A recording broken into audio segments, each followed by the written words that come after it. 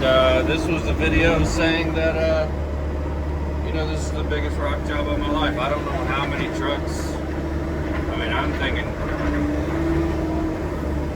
I don't know how many I'm thinking, but I'm thinking a lot. 25, 30 triaxles. We'll see how far this kind of spreads, and we'll get a better gauge on it. So, but yeah, the boys got all the fabric down. With the pin, when it's windy, the pins don't really hold where the fuck. I mean, where the crap. I'm sorry. And I said the F word there because one, I do cuss a lot sometimes, but two, I was so frustrated with the wind. I mean, there was 60, 70 mile per hour winds, and it seems like every time you're putting down fabric, you're just fighting the wind. And that was kind of the story of my life Saturday, me and 4 other guys, and that was just very frustrating to do.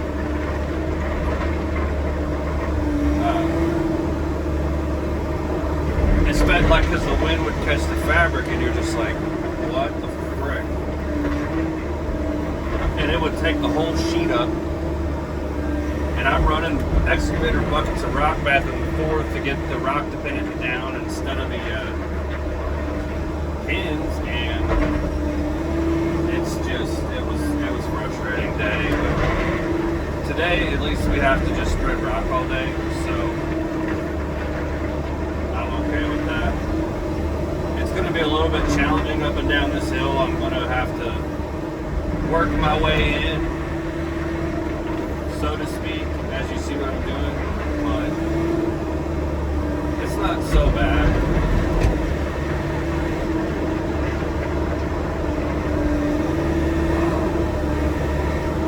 The main thing was just getting all the fabric down.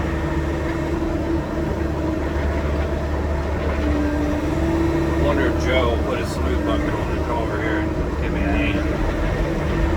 If not, it's no big deal, but this is a lot of rock.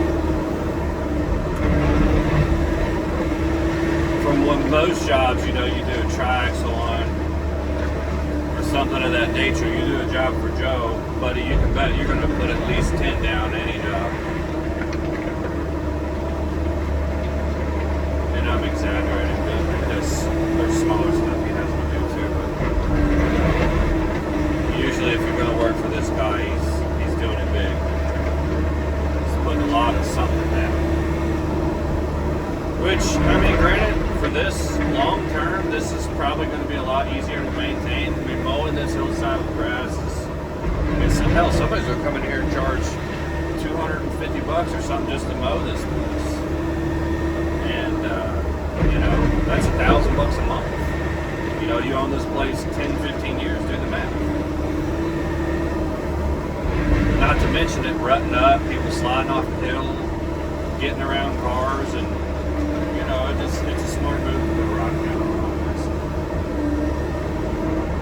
You know, spray it with Roundup every now and then. Yeah, I'll touch base with everybody here in a little bit, but for now we're just going to keep on rolling. Keep on rolling.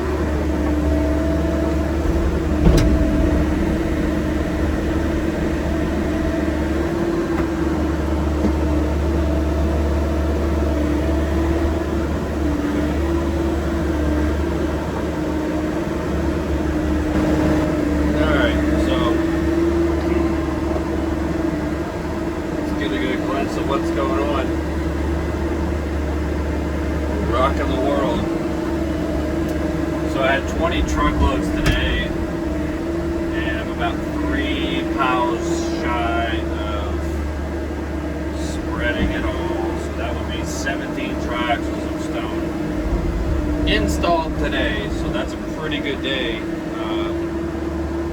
I would say. I'm sounding like a cat in a hat book, or Dr. Seuss book, I'm sorry. So yeah, tomorrow there's 6 more loads coming in to finish up this side. I may drop one at the top of the wall and kind of bail it over. And then me and the owner are probably going to set giant boulders underneath all the downspouts as kind of like a dissipator pad, or you know, whatever you want to call it, for the gutters to drain onto, which is smart, just kind of erosion control ahead of time. So yeah, that'll conclude today. Definitely not used to blowing out air filters, but after this job, I just had the first service on this machine at 520 something hours, and now I got 547.6 on it. And June will be 1 year on this machine. And it's been a good machine. I had one of the drivers told me I need a bigger one. I didn't disagree with him. I had a price from Bobcat on an E88. People who think that money grows on trees, it was quoted to me at $153,000. Okay? Not only that, there's a bigger trailer involved that I would have to get to that is around $38,000. So you're talking about a $180,000 investment. And it's just a lot to swallow, to grow. You know, already having 3 trailers and 2 machines, you know, as a single business owner. But we'll see where jobs take me for the rest of the year, and I might pull the trigger on the 88. I don't know yet, but I would love to have a bigger machine. But I'm not going to downplay this E60. It's been great, and it will continue to be great. So don't think that I'm not happy with this machine. I love this machine. If I get bigger jobs and business ends up going that way, and God wants me to go that way, and I'll get 88, and I'll keep this machine as well. 2 excavators. And I tossed around the idea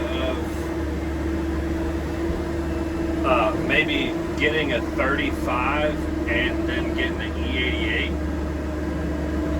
But see, this is what happens when you slide down the hill when you try to scoot. But you know, I haven't had a problem getting this machine on any job site. As far as big as it is, I've still managed to get it on every job site. So I'd rather keep it and just get an 88 too. So for those of you who don't know, an E88 is about 7,000 pounds to 7,500 pounds heavier than this machine.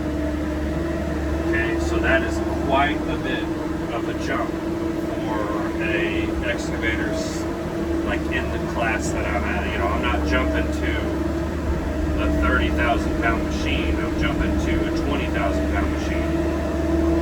This machine's like 13,000 or 6 ton, 6.5 ton, whatever you want to call it. So I'll be jumping to a, what is that, 8 ton? An 8 ton machine? Yeah, 8 ton machine. No. God, I can't even do math right now. That's a 10 ton machine. Right? Yeah, I'll be jumping to a 10 ton machine. And a bigger trailer with hydraulic disc brakes. It's just a lot to you know, and I could go on and on about this, and I probably talk way too much about this stuff, but as a business owner, I never like to do stuff quickly. I like to have jobs lined up and then make the purchase. I don't want to buy something and then hope for stuff. I want to have jobs landed and then make it make sense for the rest of the year and then go from there. Now, in saying that, I'm not discouraging those who go out and buy something and make it work and they don't have the work lined up. That's fine. If you want to do that, you can do that. But me, and anxiety purposes, I guess you would say, I like having my ducks in a row before I do something. That being said, I have outgrown this machine fairly quickly and will still make use of it, and probably always will make use of it. It's a great machine, but in growing, if you go up to a 10-ton machine, dig in there, you just want to make sure you got the work. I mean, that's a lot of money.